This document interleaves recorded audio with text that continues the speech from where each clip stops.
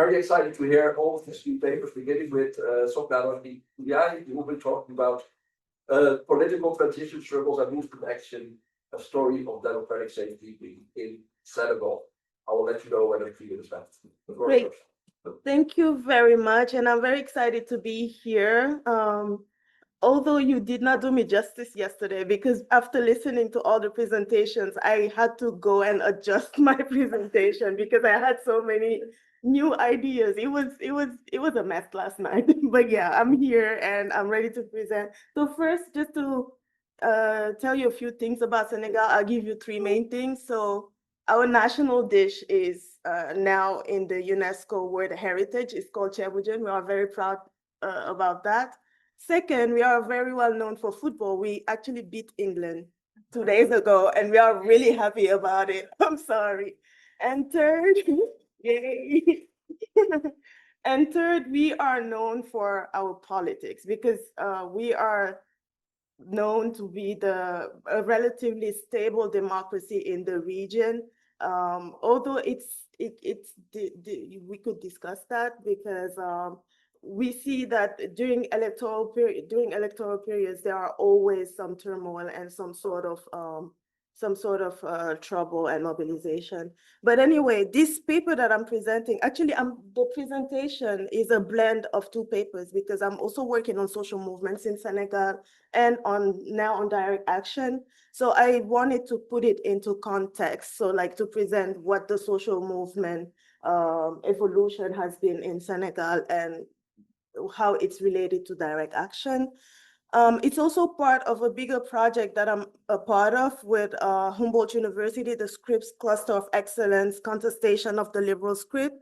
I'm affiliated with the Humboldt University, and our project is High Hopes and Broken Promises, Young Adult Life Courses, and Political Protests in Senegal. So this is just to put it in context, the project. We basically did some data gathering or whatever between 2021 and 2023. And why is it going automatically? It's not supposed to do this. But yeah, and we basically organized some youth assemblies to basically create platforms for the youth to express themselves, talk about democracy. And we held this assembly at a very historical site, the Goe Island, that is very well known for during the Atlantic slave trade for being one of the ports from where the slaves would be taken to wherever they would be taken to. But anyway, to talk about political transition and movement action, a story of safekeeping, democratic safekeeping in Senegal. Background and theory, I go from the postulate that for social movements to exist in Senegal, there should be a large portion of the population that have shared grievances, there should be a supportive political landscape and some media exposure. And based on social movement theory that lays the ground for understanding the link between collective action and social change, and on direct action as a mode of disruptive activism, but not just, and a few people have mentioned that actually earlier, that direct action is not just violent, and it could also help to build networks of mutual aid. So we basically go also from the assumption that direct action can be found in community care and practice, and that it can take the form of community education and welfare provision, as I will show. So we work with 2 research questions for this particular paper. So how have social movements and direct action contribute to the democratic process in Senegal? And what are the perceptions of protests, social movements, and direct action? The second question is based on the data collection that we did between 2021 and 2023, which was a broad range of questions that went from education, life courses, but included some questions on social movement and mobilization and whatnot. So I was just explaining the data. So qualitative text analysis. So we code the interviews and we classify them using Maxcuda. And I also attended a bunch of roundtable discussions. I participated in conferences. I also had some direct observation because I'm often invited by some social movements to deliver some lectures to young activists from the region and whatnot. So part one, social movements and democracy.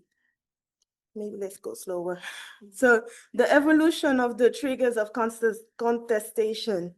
So I kind of basically retrace how social movements came to be.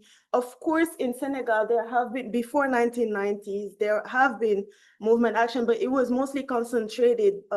It was focused on student movements. So we have the famous May 68 and also labor unions, but really grassroots citizen movements, organized citizen movements only really came to be during the 1990s, and it was the fight for democracy. So up to the 1980s, I don't want to retrace the political history, but basically after the independencies, it was the Socialist Party that was in power for like 20 years. And at some point, the people were just tired of the governance because there were rampant rising corruption levels and whatnot.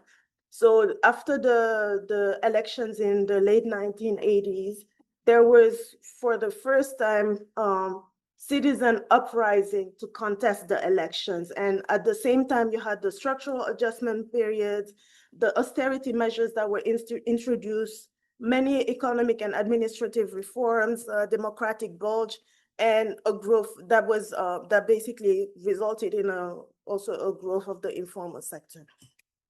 In the period between 2000 and 2010, there were a rising feeling of nationalism. There was contesting imperialism, capitalism, corruption, and contesting a steady slide towards autocracy. So in 2000, actually, we had the first political alternation, we say transition, with Maître Abdoulaye Wade, who was elected to presidency, and he was a liberal, and he promised so many things. He had this rhetoric of the sopi, which means change in Wolof, but a few years down the line, he were not basically delivering on his promises, and there was a steady slide towards autocracy. He tried to manipulate the constitution to put his son in power, and this is during this time that one of the most important and prominent social movements, formally organized social movement came to be, which is called Y'en a marre, but I will talk about it in a bit.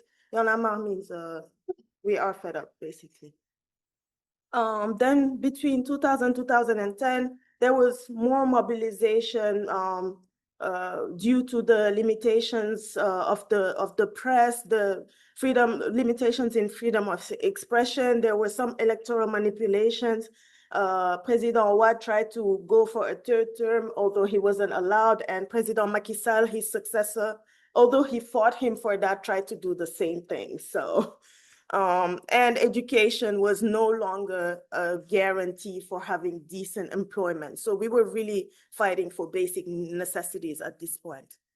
And this brought me to, I will talk about the social movements, but I kind of tried to typologize social movements in Senegal because looking at the literature, I find it's social movement theory is quite Western centered, and it doesn't always reflect the situation, especially, I mean, so in some lower income nations, yes, of how do you call it? South America and whatnot, but the Senegalese experience or the West African experience, it's quite singular, and sometimes I don't find what I'm looking for in the theories that I look at. So I basically identified 4 types of movements. This is quite tentative. Again, if you have any advice for me, it would be welcome. So I find reparative movements, solidified movement, momentum-based movement, and hybrid identity movements. I'll explain myself in a bit. So the reparative movement, so one of the first movements that was quite informal, it was the settle movement. So basically what happened is that with the austerity measures and the structural adjustments, the state retrenched from providing basic public services such as trash collection.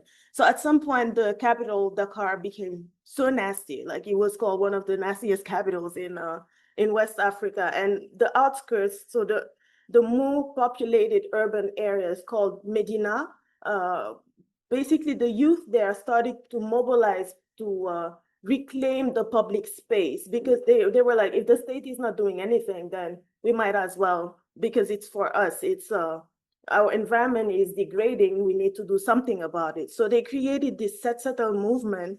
So it wasn't really a violent or openly contestataire, contesting, I don't know, movement.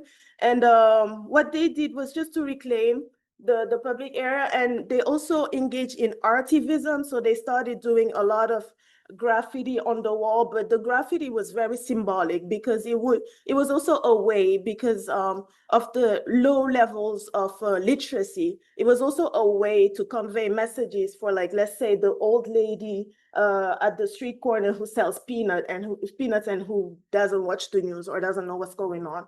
So they would depict kind of what was going on in the country using art on the walls. But it was also, their artivism was also a way to reclaim their identity, because President Senghor, when he came, he had this elitist view of art, fine art. He organized the first Festival des Arts Nègres, so like a festival of Black arts, and a portion of the population was kind of excluded from all of that. So it was a way for them to claim an African identity that was open to the world. So sometimes, and I think I have it here, you would see the picture of a religious leader, and then there is one graffiti where you have a picture of a religious leader with behind the Statue of Liberty, for example, to depict how we are rooted, but we are still open. And during the same time, you had this Bulfale movement. Bulfale in Wolof means just don't care. And it was really this culture. That's when people started going more into like entrepreneurial activities. So it was this image of the self-made man. It was like saying, we cannot rely on the government to develop, so might as well do what we have to do to take care of our communities. But both of these movements were quite informal. It wasn't really formalized or organized. And the settle movement was later, like the state did what we call récupération. It's like they tried to politicize it. So they organized these settle campaigns, and it was quite political at some point. And it still is. Then what I call the solidified movement. So you have Y'en a marre that came to be in 2000. So what happened, the context is that at some point there were so many power outages in Senegal, like it was difficult to actually be there. Power outages, water outages. And the story goes that there was this group of, there was a journalist, some university students, some rappers, and they were sitting and talking about the situation in the country. And then at some point during their talking and drinking tea, the power went off, and somebody just screamed "Y'en a marre," and it went from there. Like they discussed the situation in the country until the morning. They drafted like a communique that they they organized the press conference. They set up a bureau, and it just came from that one night. But they were very organized, very focused, and they identified what their aims were and how they were going to basically go about them. Then you also have, in parallel, the Frappe movement, which is called so Y'en a marre had a really clear identity for the beginning. It was the first time that you would have, they had a visual identity, a logo. They had all of these, they had pamphlets that they distributed and whatnot.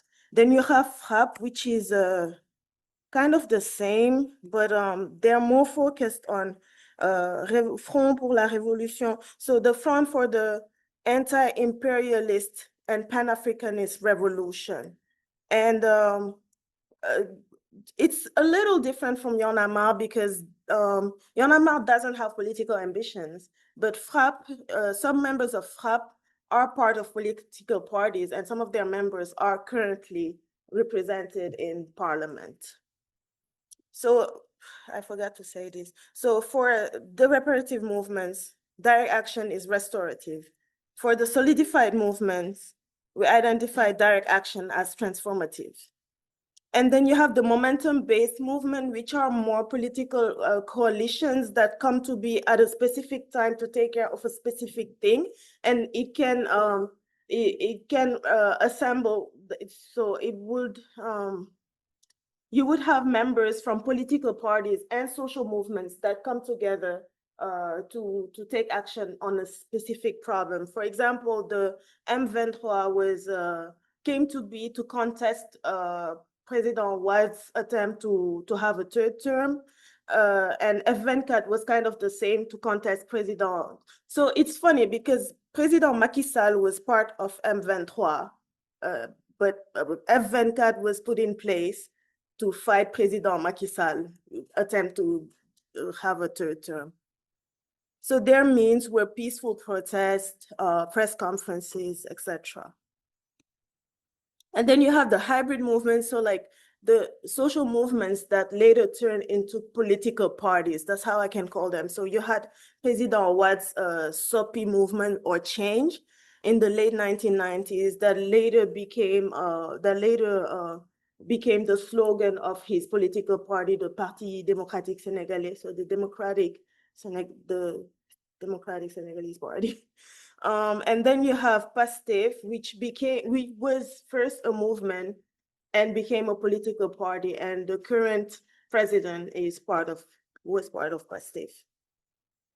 So here, direct action is politicizing. That's how we call it. So this is just a timeline that I made of social movements, and I situate them in the context of the country, but also in the global context, to see what was going on globally and how it affected basically what was going on in Senegal and movement action.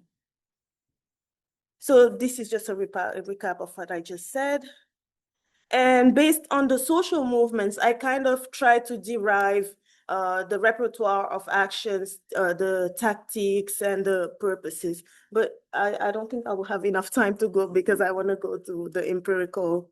But I can send this. 3 minutes left one, so that's what you have. Oh, okay. So I would want to talk about the attitudes towards social movements, so democracy and direct action.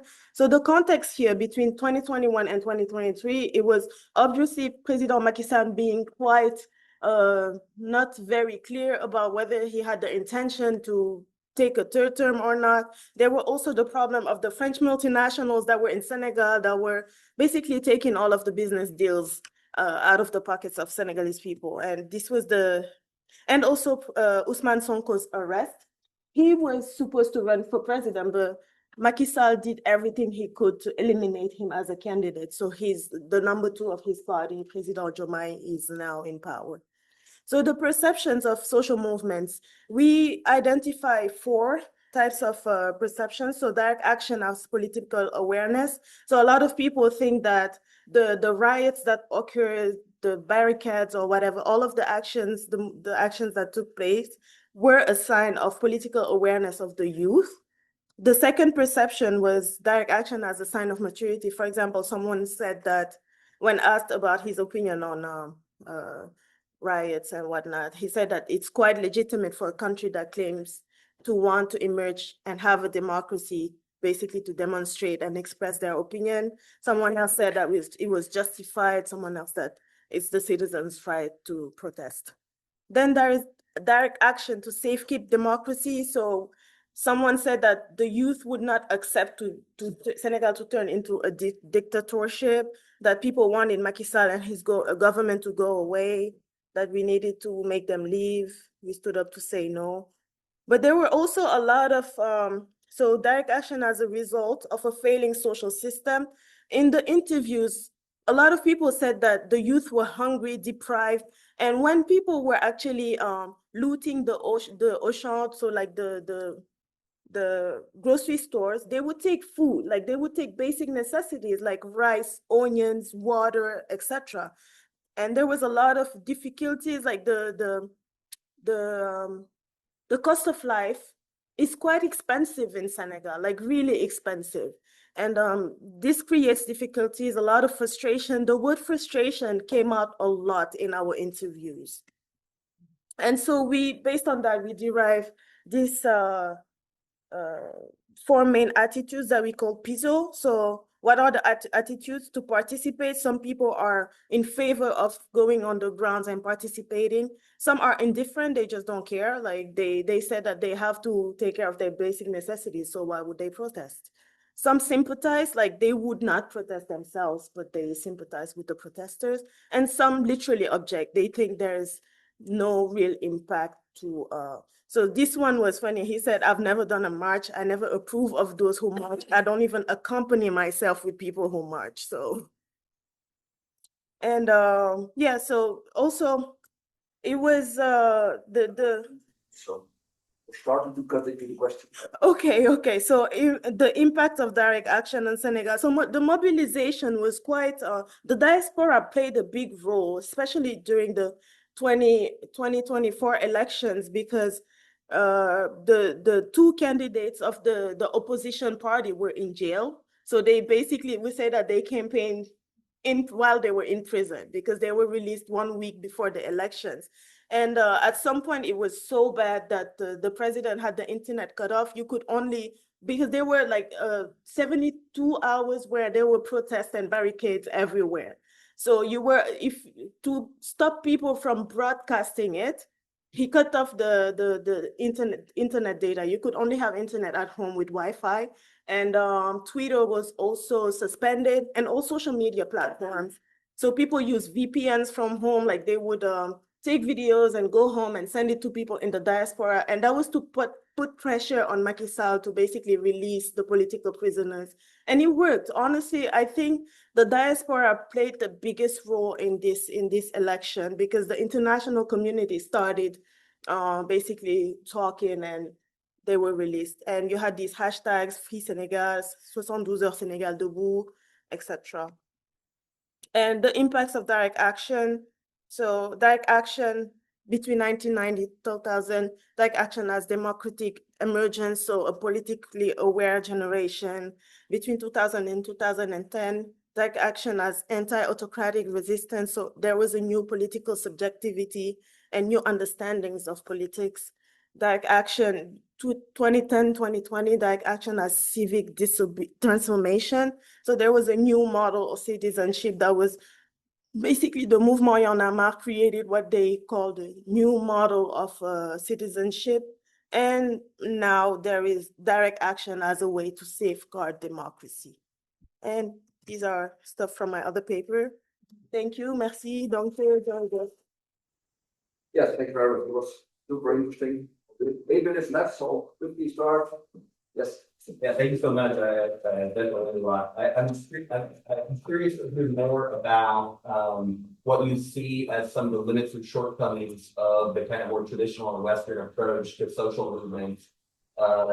You know, what would you identify those as, and perhaps maybe based on your experience of analyzing these Senegalese social movements, are there things that we can learn that could be potentially applied to the Western context, or do we need basically separate frames for analysis? I think you can read social movements in Senegal through the Western framing, but it's through the Western framing of social movements, but it's still limited, because here you are in a context of fragile democracies that are economically fragile also, and most of the theories are not really like, it maybe the traditional theories more than the modern theories are quite work more in line with what's going on in Senegal, because you could compare it to Italy in the 1930s or whatnot, because those were the needs that needed to be taken care of by social movements at the time. But the modern theories of social movements are basically based or framed through the lens of more advanced democracies, more economically sustainable democracies. That is not really the context in Senegal. We are still fighting for basic needs. We are still trying to basically hold on to our democracy. And it's also the case in West Africa. So I feel like there's still some nuance to be had in how we apply the theories, although you can still read them because some of the needs align, but we are really a hybrid of what we need to consider in movement action. I don't know if that kind of answers your question. Never saw Hansen Paul from Silke. Really, so Paul first, Silke, I'll go down the line. Let's see your phone get. I'll give this quick, but thank you very much. I was especially interested in the solidified solutions that you mentioned. Yeah. Mm. There we go. Okay, yeah.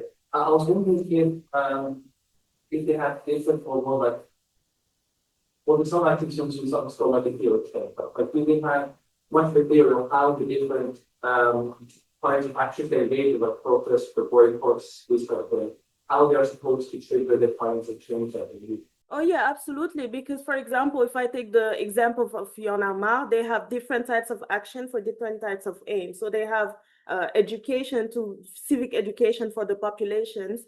And this is for them to be aware, to know what the type of system that we have. They also have these campaigns where before every election, they go door to door in all of Senegal to tell people that they need to vote, and this is the impact of their vote. So this is the type of, they do have a very clear framing of what they do and why they do it, and they explain it. Yeah, so the inside, I get it. Yeah. So I think what many from your people, the whole things are Lucas and Sokna is having a clear idea of how like both kind like which agents, which the actions of which agents is a way what's intended to change. The actions of cooperation is positive and then it's that easy. Yeah, absolutely. I mean, for Yonama, I would say it's movement dependent, because, for example, for FRAP, it's very clear that they are anti-France, anti-China now, because they have all of these new corporations in Senegal. So they are very clear about who they are against, the government that is enabling these corporations to come. But for Yonama, it's mostly the political system in general. It's mostly focused on that. Okay, so You know, this typology is great, and I was wondering whether you see these as distinct movements or whether they are different stages, so that, for example, a reparative social movement might become a solidified movements. So whether these are more different stages or whether they are distinct. I think here they are distinct, because they are really, I kind of looked at how movements have evolved through time. Because, for example, as I said, with the reparative movement, Set Settle and Bufale, you don't really hear about them anymore. And Set Settle was taken over by the government as a community action. So these are really, although I would say that, for example, no, I think they are separate. These are all separate types of movements. Yeah. Thank you. Yes, thank you very much. That was really amazing. And it was first about the fact that at the end, when we were asking people about what they thought about the action and so forth, the responses are entirely finally referencing the protests. Mm-hmm. And we were paired with dimensions of direct action and loss, disappearance, public consciousness. You just talked about a new piece of relation on part of the government of those forces. Mm-hmm. So is that the explanation? Is that what people adopt about saying it's dramatic, it's taking care of your own side? I think the thing with movement action in Senegal, it's that, and I was discussing this yesterday with someone, is that it's very much tied to the electoral calendar. Like, so things really move when there's an election. So in between elections, you would think that there is nothing going on, although some of the movements are engaged in other community practices. But the idea that people have of direct action is that it's linked to politics, ultimately. So I think that would be the explanation here. Yeah. Well, first, definitely interesting is Mohammed Dami, who is written a book called Anarchy is Order.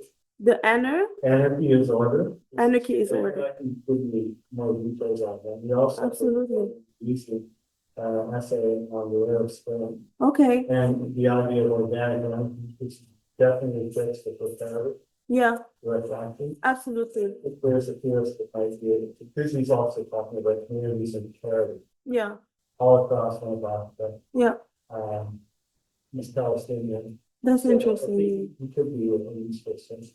Oh, absolutely. You could tell me more about it. In our 20 seconds left, so is it possible?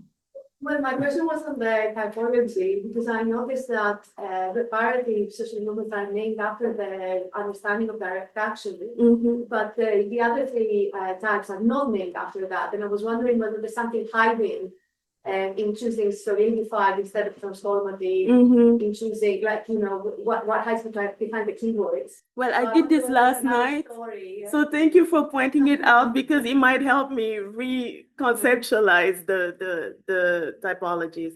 But yeah, you inspired me so much that I had to think about direct action again. Yeah, thank you. Okay. Yeah, thank you very much.